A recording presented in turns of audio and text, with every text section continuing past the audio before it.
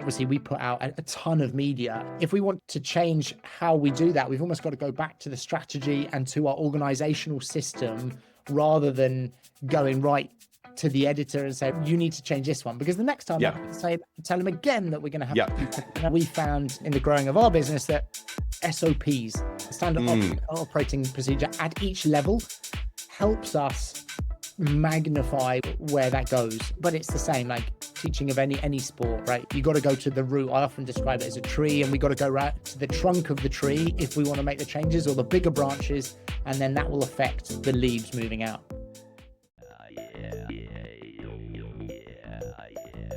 Welcome to the Coachability Code podcast. This is your host, Jordan Ring. Coaches, you ready to be coached? Let's go.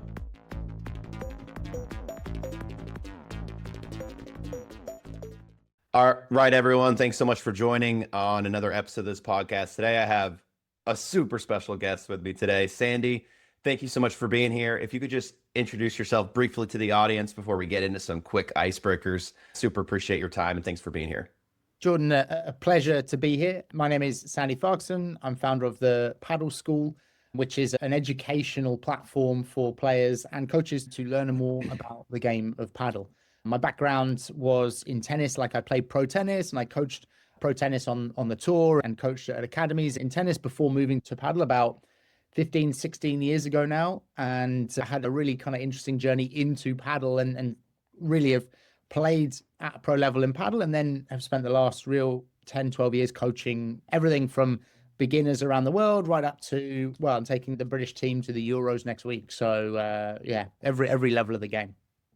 Yeah, and I love this podcast too, because I know we're going to be talking about coaching, but we're also going to be educating the audience a little bit on what padel is, because it's something that you've been doing for a while, something I'm still, like, in terms of like sports, I'm still new to it. You know, I've loved like 3 or 4 years. So we'll get into that as well. And then everyone listening can be like, what is this sport? You'll go look it up. And if you play it once, you'll be obsessed with it like I was. So Sandy, favorite book, favorite movie?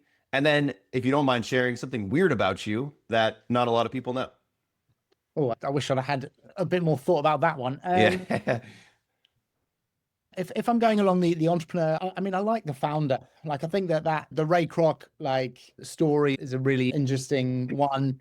In terms of books at the moment, I'm reading like Daniel Priestley's books on Oversubscribed, Key Person of Influence. Those are the great books. This is obviously more business minded. Yeah. And then something that people don't know about me. Well, favorite movie first, and you can keep thinking about that one. Oh, that was The Founder. I'll give that. Oh, The Founder. That was the movie. Okay, gotcha. Yeah, okay. Yeah. I would say people don't know I played a lot of musical instruments as a kid. I played the piano, the violin, the viola to a decent level. Stop them now, and don't, you couldn't ask me to play anything now. I've got this kind of long-term disappearance of long-term memory. But yeah, that's probably something that people don't know about me. All right, super cool. So Sandy, let's dig into it. Someone comes up to you and say, hey, Sandy, it's nice to meet you. What do you do? How do you go about that? Because you do a lot of different things, but curious how you answer that. Well, nice to meet you. How are you? Yeah. Usually pretty positively. And a lot of what I do is I travel around the world and deliver clinics. So I'm meeting new people all the time. I'd say probably like in a general year, like we have on court probably 3,000 to 4,000 players. So in terms of talking about memory again, like for me, one of the things, and I deliver like really big group lessons. So, in padel, it's 4 players on a court, but I'm delivering them often over 5 or 6 courts. And so we have 20, 24 players at a time. And the key thing for me, like almost from a coaching perspective, is remembering the name first, which you might think, oh, that's obvious. But when you've got like 20 or 24 players in a session, and you've got them for 90 minutes, and then you have another 20 or 24 players, and then you've got 3 or 4 of those sessions in a day, that's really tough. So almost my first thing when someone introduces, like when I do the introduction, is right, remember the name. Yeah. The name, like it helps, particularly as a sports coach or whatever coach, is building a rapport with them, right? So that would be the first thing. If someone introduces it like that, that's almost, I have this thing now, and I've practiced it obviously over years, so I'm pretty good with names now. But yeah, that's almost where I'd start. No, that's super cool. And I met you for the first time at a clinic, and I didn't even think about the fact, but yeah, you kind of knew me right away. And like even just thinking back to it, I was like, yeah, I would say that Sandy knew everyone's names. You were so good in that way. Not every coach is good at that in a group setting of making you feel like you're the person, especially if there's 24 other people there, making you feel like, oh, this person knows me and remembers me, kind of understands what I'm working on. So yeah, I really like that a lot. And I think it's definitely an undervalued part of as group coaching too, just to know someone's name and to treat them like an individual person, right? Yeah, and it's something when we do our coach education with coaches, it's remember their name and use their name within the first 5 minutes of the session. Yeah. It makes them feel comfortable. If the coach comes up to you and says, "Oh, hey Jordan, let's do this," immediately you're like, "Oh, I feel valued. Like, I'm in this session." So Yeah. it's super important. I'm always saying we go to our academies and they're saying, "Oh, it's difficult to remember names," but they generally have the same students. If I can do it and I'm 1 week in a different location and remembering names, and when you go to some of the Scandinavian countries, remembering quite difficult names, but it's so important. So yeah, that's a big start. Yeah. So curious too, like when these clubs are, I think they're clubs and academies, right, that are reaching out to you. What are they seeking to gain an improvement in the paddle level, or what are they bringing you guys and the paddle school to those sessions for? Yeah, I think if you look from a club perspective, the clubs are generally bringing us in to help either build community or give something back to their community. Talking about names, when you came to the session, you probably already knew my name, right? Because Yeah. you see us on social media, or you feel, what we often find is students feel like they know us. And so when we come, it's immediately there's a feeling of, oh, cool, I know this person who's coming in. There's a familiarity. And so, what we do for the clubs is we have different involvement with the club. So we have some of our own academies where we will go and we train the coaches, and we almost, it's much more hands-on, and we deliver their programs, to going and delivering clinics with that club. And a lot of it is giving back to the club. A lot of it is educating their coaches to help them deliver better lessons, because the sport is so new and it's quite young. So there's a lot of education that needs to take place, both for players and for coaches. And I think a byproduct of that, or part of that, is also when we go somewhere, it ends up on our social media, and we have a big kind of visibility on our social media in the paddle world, at least. And so Yeah. the clubs get that benefit as well. No, that makes a lot of sense. And I'll say I have not, at least in my paddle groups, I've not met a single person that has not heard of the paddle school, especially the YouTube channel. Like people have heard of you guys. You're like the leading is in terms of English speaking paddle information, and the content is good too. And I think it speaks to that. Like everyone, oh, Sandy, yeah, I know who Sandy is. Like people know who you are in the paddle environment, which is really cool. I think it speaks to the quality of videos and just the connection piece too. You feel, even from the videos, I'll say you feel like you're talking to the people, and I think that makes a difference in terms of building that trust. And it's just a great thing to remember for any coaches out there building content, is that you can start that trust building from your content. So Definitely. I mean, we were lucky that I started this really before anyone even knew the game, right? So yeah, we started even as Sweden were putting in their first courts, and this is kind of 7, 8, 9 years ago now. And so we were lucky with that timing, but a big part is consistency. I've put a YouTube video up now every week for the last 8, 9 yeah, years, right? So it's not just I'm going to throw up a video and you build trust and familiarity. It takes a bit of time, but yeah. I think any coaches or in any industry thinking about doing that on social media, you've got to be in it for the long run. It's not an overnight thing. Yeah, 100%. So let's think about who, and part of this podcast is figuring out how we can help our students and the people we're working with like better help themselves. So let's think about some of your best students that you've had. What separates them? Like what sets them apart? What puts them to the front of your mind that says, okay, these students were the ones that really got something from what you had to offer them?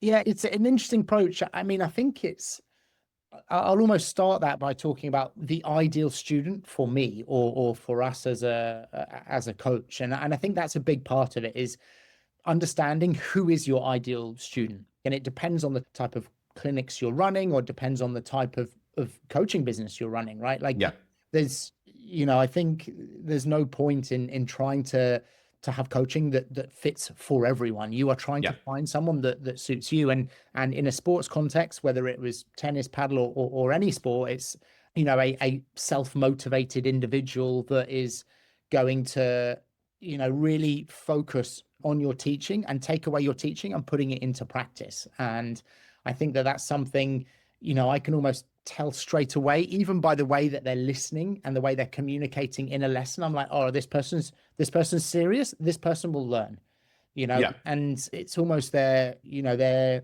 ability to soak up information. And, Yeah.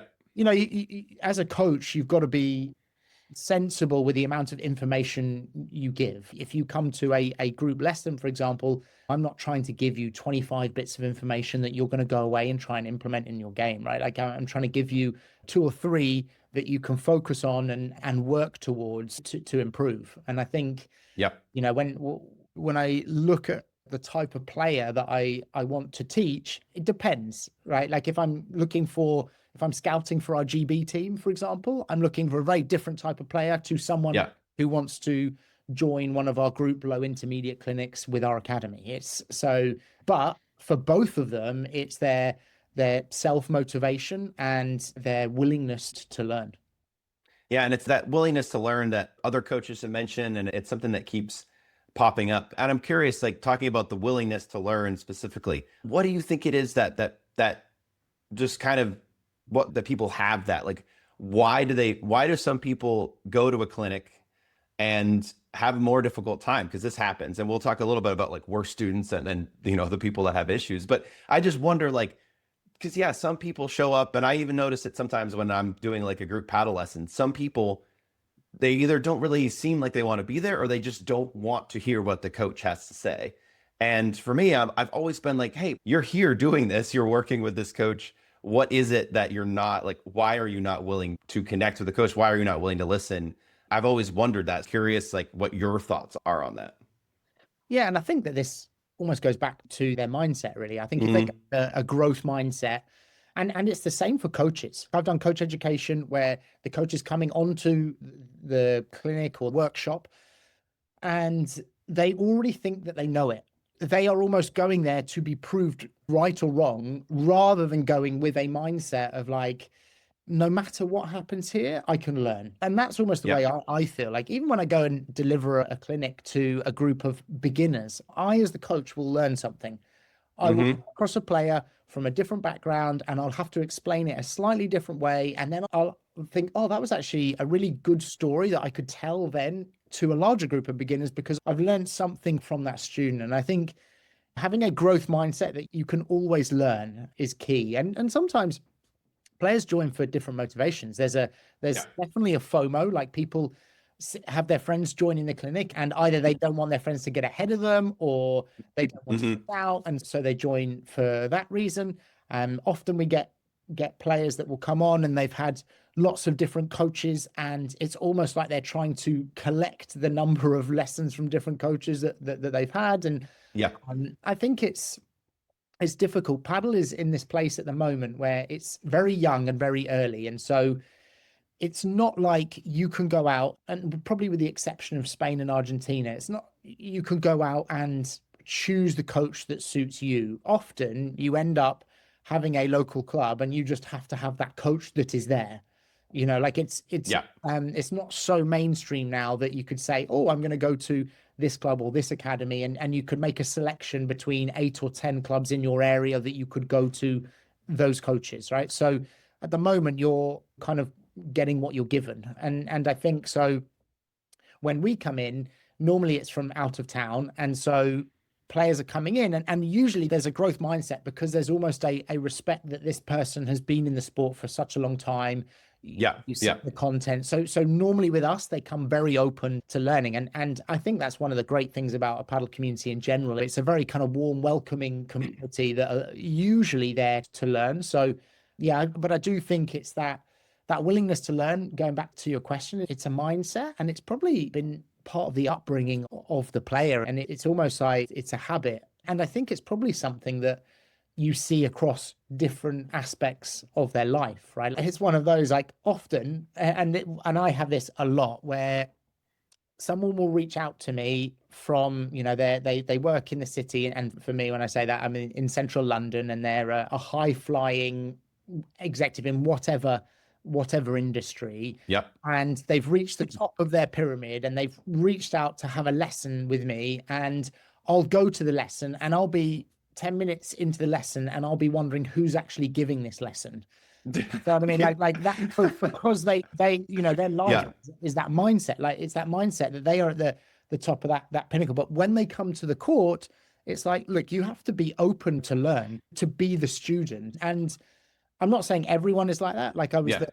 the coach for the Prince of Dubai for many years, and he was fantastic. I mean, he was so grounded. He would come to the lesson like so humble and there to learn. So it's not because people are at the top of that pyramid, but you know, it's often the way.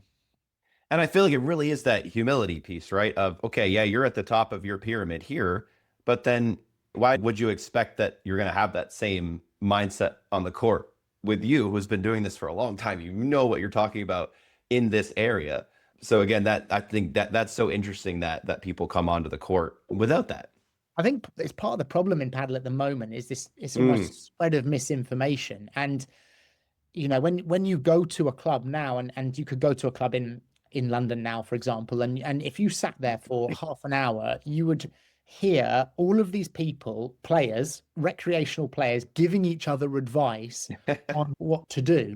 And it's partly that there aren't a lot of good role model coach Hmm. figures, but it's also this idea that, oh, I can play this sport a little bit, so I'm going to tell you what I think, how you can improve your game.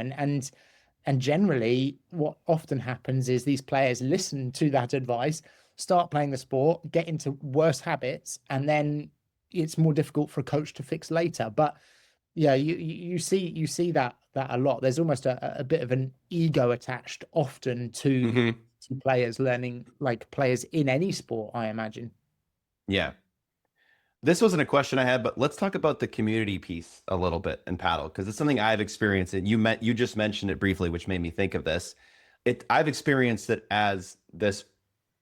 It's just an amazing community, but it's also this place of learning. And I think this is an important concept for coaches to think about, because if you're doing your coaching business, you're growing it in isolation, you're missing out on that connectivity with other people. And just for example, the paddle group that I'm in is always pushing. We're always pushing the level of play because everyone wants to get at a higher level. And it's done in such a kind, very community driven, hey, we are a bunch of guys, we're gonna trash talk each other and stuff, but it's also gonna be in a fun way. We want each other to improve. And then in our group, the level keeps getting higher because of that. And I think paddle is such a cool example of what that community growth can look like. And I'm curious like how you've seen that.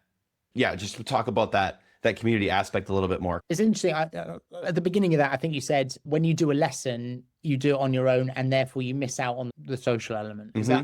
that what you said? Yeah. I mean, for me, that is not the point of coaching programs within clubs. Like Yeah. this is why we're always saying, right, do group lessons. So you can essentially foster that community experience. Doing one-on-one lessons for me is a bit of a waste of everyone's time. Like it's, you know, it's not good for the club because you have a court, and for most of the world, courts are busy. Yep. So you got one person, if you're giving a one-on-one, you got one person on the court. Whereas if you can do a group lesson, not only have you got more people on the court, but you can also do tactical things that you wouldn't be able to do on individual lessons. But that's where I think the programs really fit in with the community that is built in these clubs. Because Hmm. Hmm. everyone is going through this experience as a player that they found a new sport, they're getting addicted to this new sport, they love it, they're learning their way to do it. And I think it's absolutely Hmm. fine if you were to say, hey, this is how I learned to do my serve. I'm not teaching you, but this is how I learned to do it. And you know, that type of discussion is great among players. And I think the key would be, can you as a group once a week or once every 2 weeks join a group lesson and learn together and then Hmm.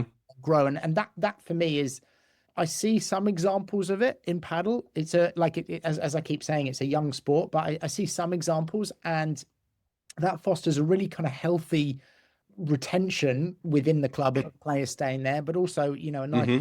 nice social element. I mean, the game lends itself to being social. It's four people on a small area. It's always doubles. It's easy to play, but yet challenging, like in terms of tactically and the strategy of the game. So I think it's one of those like you finish, and you've probably had this many times where you come off the court and you might have a coffee or a beer or whatever it is, and you're discussing the tactics Yep. of the match, right? And Sometimes for hours. so, but yeah, it's how the sport is really, and that's why part of the reason why it's growing so fast. Yeah.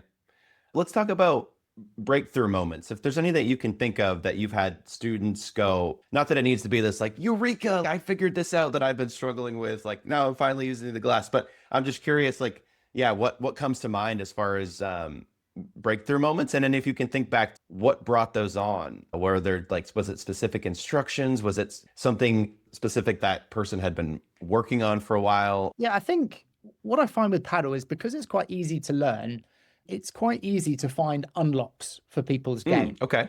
And so what, like if I give you a typical journey of a paddle player, they'll play with their friends, they'll play but because it's easy to learn, they'll play for 6 to 9 months, and they will gradually improve during that time because they'll get a better understanding of the ball and the rebounds from the glass and how they play. And so they will improve for 6 months without any training or teaching, just repetition and understanding of the game. And then they will reach 6 to 9 months generally of regular play, and they will plateau. So they will reach a point where they will not get better, and they will play matches and they will become frustrated. They're losing to people they shouldn't. Their friends are progressing, and people plateau at different levels depending on their skill set, their racket background, all of that type of thing. And what we often find is, with that plateau, that is a point of maximum frustration. Yeah. You've been improving and you feel like you could improve more, which is absolutely true. You could, but you plateaued and you don't know why. And this is when often people ask their friends, or how do you hit your smash? Or how do you do this? Yeah. And that's where that misinformation comes in, and they plateau, and it's a massive frustration for people. Now, as a coach, it can be really difficult. Like before Padel, I coached tennis, and if I wanted to teach you the tennis serve, for example, you're not going to have played for 2 years, and then I try and teach you the tennis serve in one lesson, right? And so the idea is that you need however many, depending on your level, but 8 or 10 lessons to learn the serve effectively in tennis to even start the game. So you get lessons in tennis at a really early point. And I think in Padel, most of the people that come to us generally have been playing for 1 to 2 years, and they come because they are frustrated. So when they come, you are having to break their bad habits and form good habits, right? And so, that for a coach can be really difficult. And I know most coaches will not often even attempt to break that bad habit. They will feed balls. I've seen that as well. Yep. They will feed balls, and they will say, yeah, good, try and aim for the cone. And they will, whereas I don't know whether it's an OCD thing or something, but I want to go in and break that habit so that because then you can really get a big unlock. Like if you've gone and you're in this position and you've played for a year, but your grip is wrong, and that is a hard fix, but we are able to change that and to get you to use the correct grip as an example, or the correct technique shot. It will be difficult at first. You'll lose confidence because you're so used to it. It's a habit. You're breaking a habit, but then you can get into a good habit. You will feel like that's a major unlock. I've done some things are quite quick to change. I've done YouTube videos where we've done it in 15 or 20 minutes and we changed someone's technique, and it's like a eureka moment for them. And sometimes it's taken a couple of sessions to get a player to change, but that's where I find the biggest unlock is when people have reached a plateau, they're in a certain habit, they've got bad habits, and it's then breaking those habits and forming new habits. And I really like what you brought up there, and this has come up on other podcast episodes, is that responsibility as a coach. Kind of like if you see something, set yourself apart from other coaches that aren't correcting that and push for that. And this can occur across any type of coaching that people are doing, I think. But yeah, if you see someone, I remember for one of your videos or something we learned in the clinic, people would say, well, Sandy, I have the right grip. I'm doing that. And you'd be like, actually, you can see in this video that your other hand takes the racket and changes the grip. And it's just sometimes it's just unconscious like that people aren't noticing. And yeah, responsibility, I think, of the coach to step in and provide that, even if it's going to be difficult, even if it's going to be a challenging change for that person, which it might be. Oh, I can't believe I'm doing that, or they don't believe you, or they say no, you're wrong, and you have to kind of prove it to them. But yeah, it seems like there's a lot of responsibility there to help them, to really help them improve and not just go through the motion. So Yeah, and you brought up something that we use a lot, like is video feedback. Like video yeah, feedback is the easiest because it's almost like we use this expression of the feel versus real, right? Like I would say to you, okay, can you just change your grip? And as an example, and you'll say, I am doing it. That for me is almost one of the quickest ways to make those change because they will see it themselves yeah, doing it, and you will slow the video down and you can highlight it and zoom in and all that type of stuff. And then they will go, oh, I get it now. I see what you're asking me to do. We use that a lot on our platform, like with our members, sending in their videos. It's a great way to improve. I think the other thing with that as well is like when a player comes to correct part of their game, it's like, right, you as the coach need to look on the chain of events and imagine it almost as little links in their technique. You've got to say, right, well, let's say they're hitting the ball out in that direction.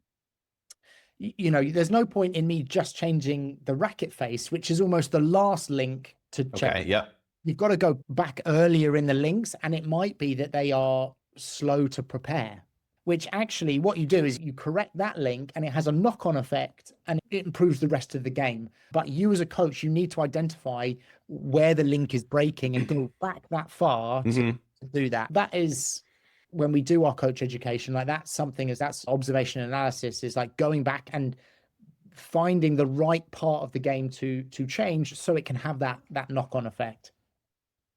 Do you find that it's typically like with that, it's yeah, do coaches have a hard time even once you start teaching them, or are there quick unlocks that you help coaches with, like, hey, focus on the footwork, or are there things like that, or is it more of the mindset of the coach to then even have that as something they're thinking about, like, oh, I need to go back, and that can be helpful. Yeah, Does that make sense? yeah, we have frameworks. So with the Padel School, we have like technical Yeah, frameworks, tactical frameworks. So it's almost like if you know the framework, you go back to the beginning. And yeah, as sport specific, we would say, right, that's your ready position, then your split step, then your first step, and then racket take back. And there's all these links before you get to the contact and where the ball goes from the contact. But I think it translates to anything. If I think about even growing the business of the Padel School, we're talking, and let's talk about marketing and obviously we put out a ton of media. If we want to change how we do that, we've almost got to go back to the strategy and to our organizational system rather than going right to the editor and say, you need to change this one, because the next time I have to tell them again that we're going to have to do that. And so it's almost like we found in the growing of our business that like SOPs, standard operating procedure at each level, helps us magnify where that goes. But it's the same, like teaching of any sport, right? You got to go to the root. I often describe it as a tree, and we got to go right to the trunk of the tree if we want to make the changes, or the bigger branches, and then that will affect the leaves moving out. no, that makes total sense. I love that. Sandy, this is a two-part question. So thinking about areas yourself that you've been coached, what are those areas? That's the first part. And then second part, how has your coaching experience that you've gone through helped you then to become a better coach for the people that you help? So if I use the example of paddle, and I can kind of draw parallels to other things, but Sure. when I started with paddle like 15, 16 years ago, I was in this position where I was starting a new job. And yesterday I was a tennis coach, and today I am now a paddle. Like I am now in paddle. Like the facility where I became rackets manager didn't have any tennis courts, which had been my life for the last 20 years. And so I was like, part of my agreement to take the job was they need to send me to Spain, which is kind of the heart of paddle, and was and still is. And I wanted to work with the best coaches. And part of that working with the best coaches was seeing how they trained their best players, which at the time the world number one was Bella and Lima. And I went and spent some time with them and with their coaches, but also spent some time them training me a little bit and how to improve my game. So really learning from different coaches and taking bits from different coaches has been the best way for me to learn the game, but also to learn how they give their information across. Yeah, yeah. Because that's the thing I think that people can learn from coaches is how they communicate their points. You know, what stories do they tell to get those points across? And I'm often with our team of coaches with the paddle school, but our academies, if I see my brother or one of the coaches using an explanation within a story, and I think, oh, that's really good, I'll borrow that story the next time I'm on court and I'll use that. Yeah. No, that's super cool. And I think it's the same a little bit if I think about business. Like now I'm trying to learn my business, the startup, how to do different elements of the business. And it's like trying to find a peer group of people that I can learn from is key. Like, how did they do it in their industry? Or how has this person done it in this industry, but slightly different? Or we're a subscription business. So I look at other subscription businesses and see how they've done it. And I might say, oh, that's actually really nice. The way of doing the onboarding is really nice. Let's try and have a go at that. So it's a bit like what we were talking before. It's almost having that growth mindset, that willingness to learn. Yeah, and let's talk about growing the coaching business a little bit. You've been on YouTube for a while and you've been so consistent. You've posted every week for the last 8 years. And I think that in and of itself is just an amazing feat. So congrats to you, kudos to you for that. So I'm curious if you'd say that has been your kind of number one biggest thing, if that has been helpful, and then maybe if there's any other new strategies that you're working on that are exciting you as far as growing your business. It's something I know coaches are very interested in. Everyone's trying to grow their business and improve and find more clients. So yeah. I think for me, like consistency is obviously key. Yeah. I think the thing that has been the game changer for us really has been how close we are to our ideal customer. It's part of like I don't need necessarily to go on court as many times as I do throughout the year to have FaceTime with so many students. But for me, it's so important because I go and I give a clinic, and let's say we do a community day, for example, I'll be having like face-to-face conversations with 80, 90 players around their game, understanding their terminology, their struggle, everything like that. And I've really engineered my schedule so that I am spending time with players of all levels, right the way from like beginner, intermediate to coaching the men's GB team. And it's been very like kind of thought through for me in that I want to spend that time with the player. So when I make a video on YouTube and I say, here's some common errors, that's a common error that I've just talked about in my clinic like 2 days ago, where several players were struggling with it. It's not like a lot of content creators aren't doing the time on court. They are, you know, giving you information, but they haven't experienced it. Whereas I'm experiencing it weekly with court. And when I tell you, I know players in 20 different countries that are having this same issue, it's because I've been to 20 different countries delivering these clinics. Like I went to the US and as an example, I then had players from pickleball to paddle, which is not something I'd come across a lot. And so, you know, then I'm learning from them. I'm like, oh, okay, this is how their mindset works coming from pickleball, or this is what they feel. And I think, you know, our biggest strength is how close we are to players learning the game.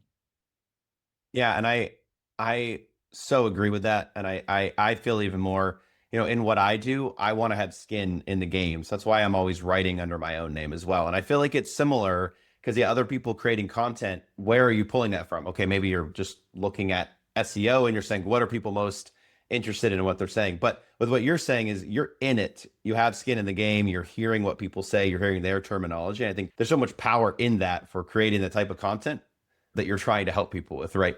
And like that's why I think for me, it's like I'm always going to be writing and working on my own stuff because I don't want to give people advice that's just theoretical. I want to give people advice that is practical and actually going to help them. I love that you shared that because that makes so much sense. And I think it's something that coaches should really be thinking about, like how am I going out and doing this, and then using that to curate your content almost.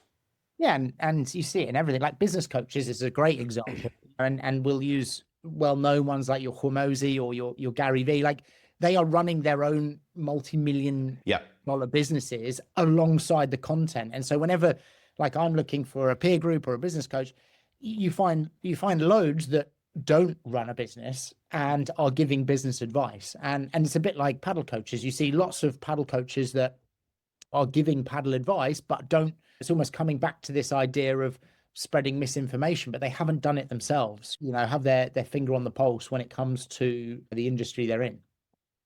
Yeah, especially because things can keep changing. I mean, big one is AI for writing. I have to be cognizant of it. How do people use it? What does it look like? So I have to be constantly asking myself those questions. If I was basing it on just what I went through even 5 years ago, people would be like, Jordan, you're way behind the times because things have changed, things have become different. So, and not everything changes at the same speed, but at least it's important to be aware of changes too. So Definitely. Mm. Sandy, so last couple of questions here. This has been an amazing conversation. I always like to give people the chance to get on their soapbox and to share something that they're super passionate about, whether it's just a coaching concept in general or something that you've been thinking about more recently. So yeah, I'd love for you to just feel free to stand on it and talk to us a little bit about whatever it is that's got you passionate and thinking about it. Yeah, I think for us recently, we've launched a few academies in locations around the world, and a big thing that we believe in is like hybrid coaching. So coaching like online but in person, and to do the in person effectively, we need to train the coaches and train them how to deliver the programs, and they really work in tandem. Like we have conversations with clubs that are about to be built or business owners, and they say, how can we hit the ground running when we're opening our club? And really, it's like, can you bring these two worlds together of this online education and people learning digitally with good coaching? Because that's something that clubs are struggling with is finding good coaches, because they all need to be trained, and you can't. It's interesting. Players feel like you can learn the game quickly. Clubs, you can throw down some courts relatively. Yeah.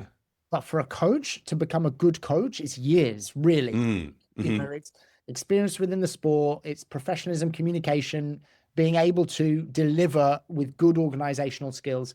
And so I think that, I really believe that it will be the way forward for sport in general, this hybrid learning of like, as using an example of our platform. And I mean, you've kind of seen our platform, like Love it. I love it.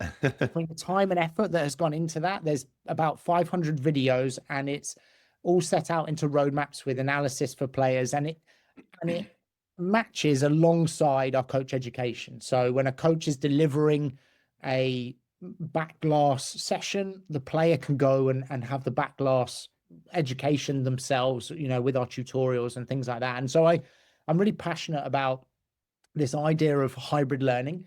And I think paddle is a sport that is perfect for that, in that it's something that's relatively easy for people to get started. There's not a huge frustration because you can't learn complex techniques. So people can get in it. It's easy to be social. I've worked with many different populations within paddle. I was in Dubai. I was coaching a Down syndrome group, and I've worked with lots of different demographics, and I'm yet to find anyone who hasn't got addicted to the sport, hasn't enjoyed it and taken it up. So I do feel like that's the way forward for education, for a club or for a coach, and hopefully we'll see more and more of that around the world. No, that's amazing. It's so interesting. But yeah, I love that. Thank you for sharing that. All right, Sandy, where can people find you, connect with you, follow you? Where is best? And I mean, anything the paddle school, really. You'll find us across all the socials. On our podcast, we do a podcast where it's often a sit down. You can see the studio behind me with my brother. LinkedIn, Sandy Farquharson, any of those. And I'm generally, I say this with an asterisk, I'm generally pretty good at getting back to people. Okay, no, awesome. Well, thank you for all that. Super appreciate your time. This has been a wonderful conversation. Is there anything else you'd like to share with us today before we go? No, and I think probably if people get into paddle, they have to pick up the Paddle Player's Guide, which was a book that we did together. So yeah, thank you. Yeah, Yeah, I'll definitely link to that as well. That was a joy to do together. So yeah, people should, that's the first thing they should be doing. They should do that anyway. Even if they just want to know what paddle is, they should be picking that up. So We could make a yeah. section of the episode and put it at the front. Yeah, just listen to that first and then listen to the rest. Read that and then listen to the rest of the episode. So all right, thank you so much, Sandy. Super appreciate it. Have a good one. Cheers, thank you. Are you still here listening to this podcast? You're awesome. I got 2 CTAs for you. Number 1, subscribe to this podcast for more. And number 2, have you ever thought about writing a book? Contact Jordan. He can help you out. Jordan@jamring.com.